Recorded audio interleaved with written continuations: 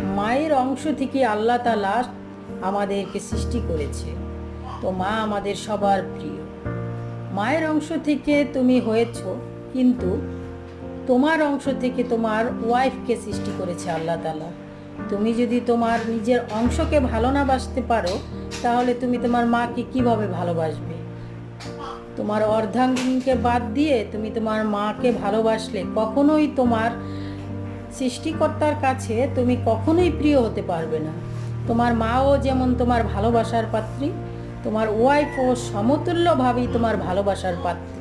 আল্লাহর কাছে যদি তুমি ভালো হতে চাও, তাহলে দুজনকে ম্যানেজ করেই তোমার চলতে হবে। কারণ মা যদি হয় জান্নাত, আর সেই জান্নাতে প্রবেশের চাবি হলো তোমার অর্ধাঙ্গিনী। তো মাকে যেমন ভালোবাসতে হবে, ওয়াইফকেও সমপরিমাণ ভালোবাসতে হবে।